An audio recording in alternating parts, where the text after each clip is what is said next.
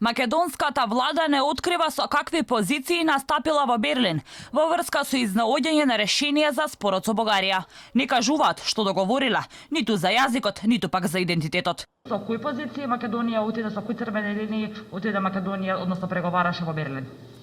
Конкретно на што прашате, паралелно се одвиваат контактите меѓу Министерствата за надворешни работи на Бугарија и Северна Македонија. Во овој момент цениме дека во интерес на тој процес не би требало да се изнесуваат детали.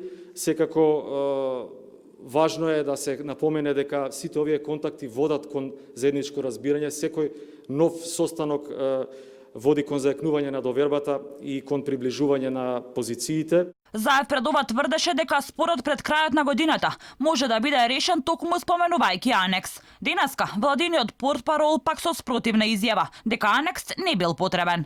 Договорот за добрососедство бил добар. Ќе подпишува ли Македонија анекс на договорот со Бугарија? Нашиот став е дека нема потреба од нов договор и од анекс на договорот.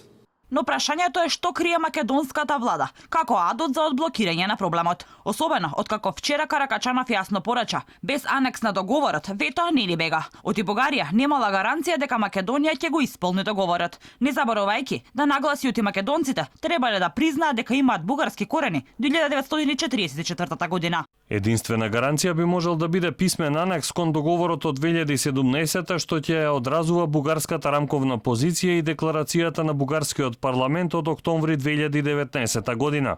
Дополнително, покрај софиските функционери и самите бугарски граѓани, и тоа цели 84% од нив бараат, односно од нивната влада, да стави стоп за Македонија, за да не можеме да ги започнеме преговорите со Европската унија, ако не ги признаеме јазичните и идентитетските бугарски корени, како што велат. Ова се резултатите од мерењето на јавното мислење, што вчера го објави новинската агенција БГНЕС.